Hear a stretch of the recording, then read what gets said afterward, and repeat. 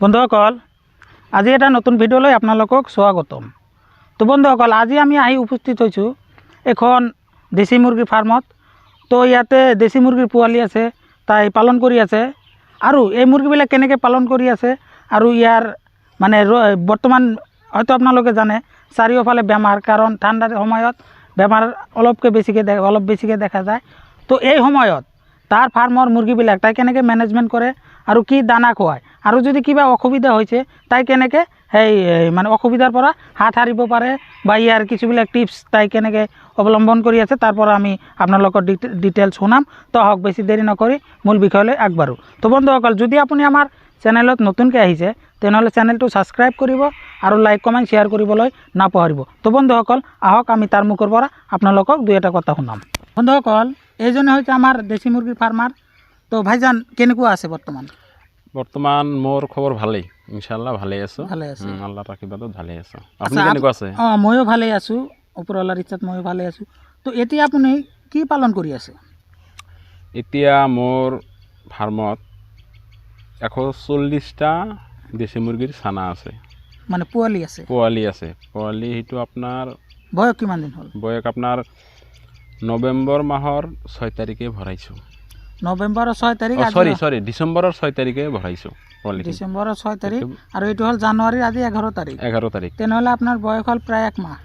1 মাহ 5 দিন ধৰক, আৰু 5 দিন বা 4-5 দিন, 1 মাহ প্লাছ। আৰু তো আৰু কি পালন কৰি আছে? পালনটো এনে ধৰক মানে ছিজনত যেটা আহে চবকেইটাই পুহোঁ, মানে বেছি নোপোহোঁ, অলপকৈ পুহোঁ। মানে মোৰ চখ আছে এইটোৰ প্ৰতি, মানে বেছি ডাঙৰ নকৰোঁ। মানে এইফালে অলপ চাৰিওফালে মানে কাম থাকে না, কিবা কিবি ব্যস্ততাৰ লাইফ, সেই মাজত টাৰ্কি আছে, টাৰ্কি আনো। চিল্কি আছিল, কালি বেচাইছোঁ চিল্কি। আৰু আপোনাৰ হাঁহ আছিল, বেইজিং হাঁহ আছিল, আৰু আপোনাৰ এনে বদ্ৰী পাখি কেইটামান আনিছোঁ চবৰ কাৰণে। আৰু ৰেবিট আছিল, খৰগছ যিটো বুলি কওঁ আমি, সেইটো আছিল। ছাগলী আছিল, মানে আছোঁ আৰু কৃষিৰ লগত জড়িত আছোঁ। মানে অলপকৈ মানে যেতিয়া সকলোৱে পুহি থাকোঁ ছিজনত, যেটা মানে আপুনি কি বিজনেছ ক্ষেত্ৰত পুহি থাকে নে মনৰ আনন্দত পুহি থাকে? বিজনেছটো পিছত, এইটো মনৰ চখতে মই পুহোঁ বেছি। কিন্তু লোকেল মুৰ্গীৰ পোৱালি যেতিয়া মই পুহোঁ, সেইটা মই বিজনেছ আকাৰে পুহোঁ। আৰু বাকী যিকেইটা আছে সেইকেইটা মই মানে মনৰ ইচ্ছা। মানে আমি ইয়াতে আহি শুনা পালোঁ যে আপুনি বহুত পুৰণা ফাৰ্মাৰ হয়। তো আপুনি কিমান বছৰ ফাৰ্ম কৰি আছে? এতিয়া যদি মানে মই ক'ব যাওঁ, মোৰ মুৰ্গীৰ প্ৰতি দুৰ্বলতা, মই যেতিয়া ক্লাছ 5ত পঢ়োঁ তেতিয়া ফাৰ্ষ্ট আপোনাৰ কয়লাৰৰ চানা যেতিয়া ফাৰ্ষ্ট মানে উদ্বোধনী হ'ল আমাৰ ইণ্ডিয়াত, তেতিয়া 12 টকা 10 টকাকৈ পোৱালি আছিল কয়লাৰৰ পিচ। তেতিয়া মানে চবেই এটা মানে জোৱাৰ উঠিছিল। তেতিয়াৰ পৰাই মই পুহি আছোঁ, মই আজিলৈকে পুহি আছোঁ, কিন্তু বেছি ডাঙৰ কৰা নাই, অলপকৈ। মানে মই তেতিয়া 5ত পঢ়োঁ, তেতিয়া পুহি মানে মই ডিগ্ৰী ক্লিয়াৰ কৰিছোঁ। তাৰপিছত ধৰক মানে আৰু মানে সংসাৰৰ কাম কৰিছোঁ, মানে চব মিলিয়ে মানে কৰিছোঁ আৰু কৃষিৰ লগত জড়িত আছোঁ। মানে মুৰ্গীটো মই পুহিয়ে থাকোঁ, অলপকৈ পুহিয়ে থাকোঁ, মোৰ মিছ নাযায়। এতিয়া কথাটো হ'ল কি, যে আপুনি যদি পুৰণা ফাৰ্মাৰ হয়, আপুনিতো নিশ্চয় গম পায় যে বৰ্তমান যিটো সময় চলি আছে, মানে ঠাণ্ডা যাবই আৰু এনেকুৱা সময়। তো ইয়াৰ মাজত আপোনাৰ মুৰ্গী ফাৰ্মত কিবা সমস্যা বা মানে কিবা সমস্যা হোৱা বুলি দেখিবলৈ পাইছেনে? এইটো ধৰক, এইটো ঠাণ্ডাৰ সময়ত বিশেষকৈ 2টা বেমাৰে বেছি আক্ৰমণ কৰে। এইটো বেমাৰটো কি অলপ বহলাই বন্ধুসকল জনাই দিয়ক, কিয়নো এই বেমাৰৰ পৰা যদি হয় কেনেকৈ হয় আৰু ইয়াৰ প্ৰতিৰোধ আমি কেনেকৈ কৰিব পাৰোঁ? মোৰ ফাৰ্মত ফাৰ্ষ্টত যিটো মানে আপোনাৰ সমস্যা দেখা দিছিল, চৰ্দি, যিটো ঠাণ্ডা, সেইটো ঠাণ্ডা ভালেখিনি বাঢ়ছিল। সেইটো ঠাণ্ডাটো কেনেকুৱা লাগে, ঠাণ্ডাটো যেতিয়া মানে আপোনাৰ ৱেডাৰটো এতিয়া পূৰা মানে ঠাণ্ডা, সেইকাৰণে ঠাণ্ডাটো লাগি যায়। তো কিছুমানে হয়তো তাৰ পৰা মানে বেছিভাগ ফাৰ্মে মানে লছে খায় তাতে। ঠাণ্ডা লাগিলেই মানে ঠাণ্ডা হোৱাৰ পিছত পায়খানা হয়। কিন্তু মোৰো ঠাণ্ডা লাগছিল, মই তেতিয়া ঠাণ্ডা বেমাৰটো মই ঠিক কৰিছোঁ।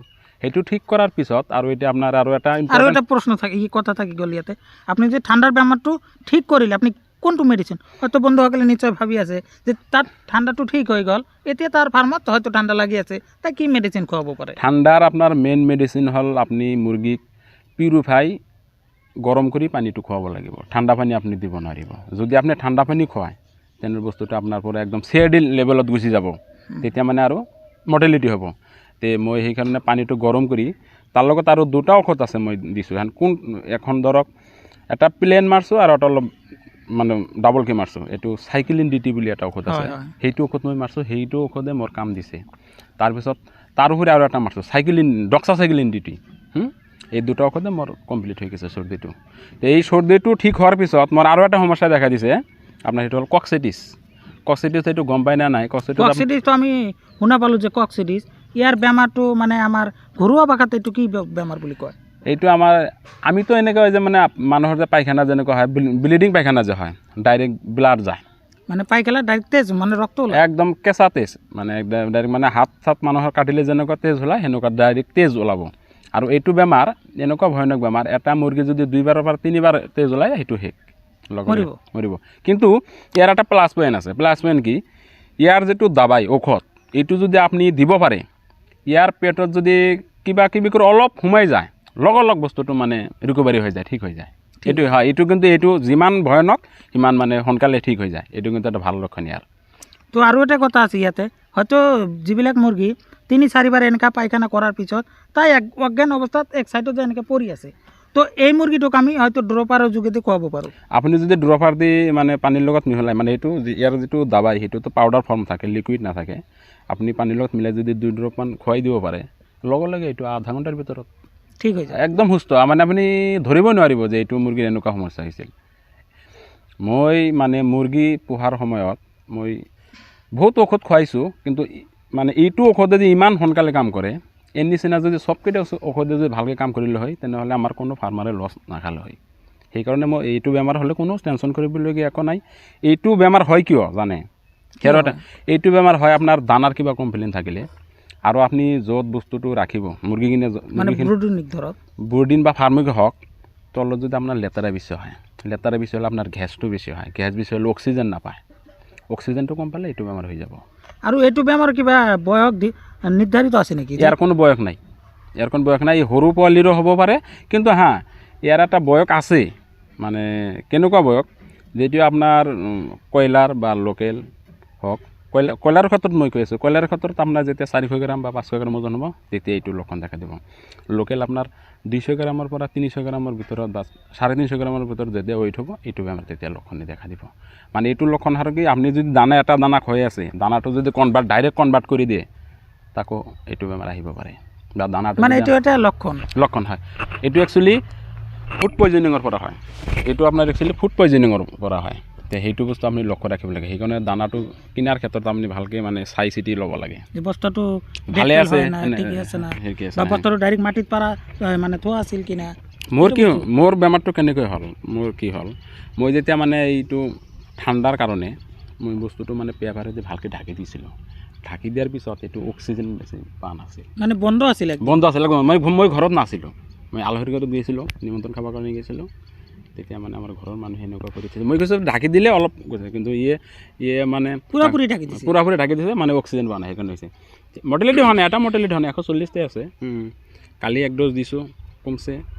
কালি আৰু ঔষধ নাছিল, অলপহে আছিল, আজি আৰু আনিলোঁ ঔষধ। তো এতিয়া আমাৰ বন্ধুসকলে আপুনি অলপ জনাই দিয়ক যে কোনোবাই যদি নতুন ফাৰ্মিঙত আহিব খোজে, বা যিসকলে ভাবি আছে যে মই এখন সৰু সুৰাকৈ আপোনাৰ নিচিনা হয়তো ঘৰতে বহি আছে, ঘৰৰ কাম কৰি আছে, তাৰ লগতে সৰু সুৰাকৈ এটা ফাৰ্ম কৰিব, তো সেইসকলৰ বাবে আপুনি কিবা এটা পৰামৰ্শ দি দিয়ক, কেনেকৈ ষ্টাৰ্ট কৰিব পাৰে এই ফাৰ্ম, মুৰ্গীৰ ফাৰ্ম। হয়, মোৰ যিটো মনৰ কথা, আপুনি যদি ফাৰ্ম কৰাৰ কাৰোবাৰ ইচ্ছা আছে, 400, 500, 1000 পোৱালি লৈ ফাৰ্ম কৰাৰ দৰকাৰ নাই মোৰ হিচাপত। আপুনি ইউটিউব চাই বা সেনেকুৱা চাই ফাৰ্ম কৰিব, সেইটো ভুল ধাৰণা। হয়, আপুনি 100টা পোৱালি লওক বা 50টা পোৱালি লওক, পোৱালি লৈ আপুনি বস্তুটো আয়ত্ব কৰক, ফাৰ্ষ্টত ষ্টাৰ্ট কৰক। আপুনি 100টা পোৱালি লওক, 100টা পোৱালি লৈ আপুনি আয়ত্ব কৰক। আয়ত্ব কৰাৰ পিছত যেতিয়া আপুনি গম পাব, আপুনি ঔষধ আছে, বেমাৰৰ ঔষধ বজাৰত আছে, আপুনিতো ধৰিব লাগিব না বেমাৰটো কোনটো হ'ল, কোনটো লাগিব, কোনটো বেমাৰৰ কাৰণে কোনটো ঔষধ দিম। আপুনি যাই দোকানত যে এনেকুৱা কয় যে আমাৰ মুৰ্গীগিলা ঝিমাই আছে, কিয় ঝিমাই আছে, সিহঁতক দোকানদাৰে গম নাপায়, ঔষধে মেডিচিন বিক্ৰী কৰিব, তাতো ইচ্ছা মেডিচিন বিক্ৰী কৰিব। সেইকাৰণে আপুনি যদি ফাৰ্ম কৰাৰ ইচ্ছা আছে, আপুনি 100টা পোৱালি লৈ আপুনি ট্ৰায়েল দিয়ক, আগত ট্ৰায়েল দিয়ক, বা ওচৰে পাঁজৰে যদি কাৰোবাই যদি পোহে, বা হয়তো কোনো সেনেকুৱা মানুহৰ লগত যদি কণ্টেক্টত থাকে, ফোন কৰি তাৰ লগত পূৰা মানে আলোচনা বিলোচনা কৰি 100টা পোৱালি আপুনি আগত ৰেডি কৰক। যেতিয়া আপোনাৰ অলপ আয়ত্বত আহি যাব, তেতিয়া আপুনি ফাৰ্মটো কৰক। এতিয়া ধৰক বহুত ফাৰ্মাৰ মই চাইছোঁ, মোবাইলত ইউটিউবত চাইছোঁ যে আজি মই 2000 পোৱালি উঠালোঁ, মই 2.5 লাখ টকা লছ কৰিলোঁ। মোৰ হিচাপত 2.5 লাখ টকা লছ কৰাৰ কোনো দৰকাৰ নাই। আপুনি ফাৰ্ষ্টত আপুনি 100টা পোৱালি লওক না, 100টা লৈ আপুনি শিকক, বস্তুটো শিকিবলগীয়া জানিবলগীয়া বহুত বস্তু থাকে, ফাৰ্মিঙে হওক যিকোনো বস্তুৰ ক্ষেত্ৰতে হওক।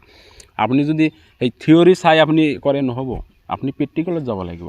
প্ৰেক্টিকেল কেনেকৈ হ'ব? প্ৰেক্টিকেল যেতিয়া আপুনি মই পুহি আছোঁ, মোক যদি এতিয়া কাৰোবাই যদি ফোন কৰি কয় দাদা মোৰ মুৰ্গীটো এনেকুৱা হৈছে, তেতিয়া ক'ম যে আপুনি লাৰি চাওক ইয়াৰ গাত গৰম আছে নেকি, বা পায়খানাৰ কি সমস্যা, বা ইয়াৰ চৰ্দি লাগিছে নেকি। তেতিয়া যদি সিয়ে কয় নাই এনেকুৱা সমস্যা, তেতিয়াতো মই তাক কৈ দিম, যিহেতু মই বস্তুটো জানো বা আপুনি জানে, আপুনি কৈ দিব।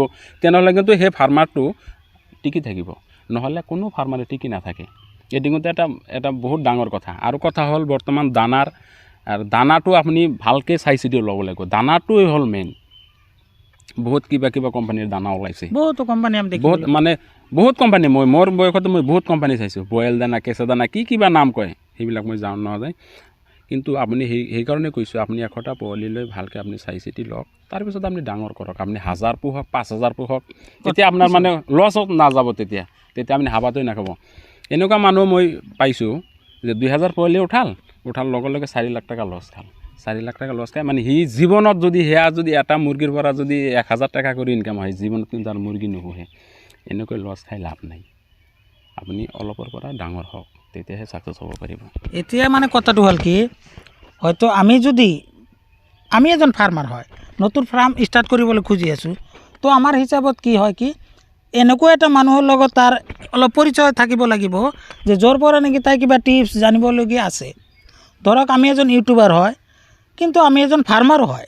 হয়তো আমাৰ লগত কোনোবাই যদি যোগাযোগ কৰে যে ভাই মোৰ এইটো পোৱালিৰ এনেকুৱা অৱস্থা হ'ল, মই কি কৰিম, তো সেই বিষয়ে আমি ক'ব পাৰিম বা ইয়াক এটা গাইডলাইন আমি দিব পাৰিম। কিন্তু এনেকুৱা মানুহ চাই আপোনালোকে কাষৰে ওজৰে পাজৰে মানুহ আছে, এনেকুৱা বহুতো ফাৰ্ম এতিয়ালৈকে আগৰ পৰা, এতিয়া কিন্তু ফাৰ্মটো বহুত আছে, কিন্তু ঠিকে আছে কেইজন চাওক, টিকি থকাটো কিন্তু মেইন কথা। আজি আমি 5-6 বছৰ ৰানিং হল কৰি আছোঁ। আমাৰ লগত বহুতো ফাৰ্ম ষ্টাৰ্ট হৈছিল, এতিয়া ধৰিবলৈ গ'লে 99% জিৰ' নাই। এতিয়া আমাৰ অঞ্চলত কিমানটা ফাৰ্ম আছিলে আপুনি অনুভৱ কৰক।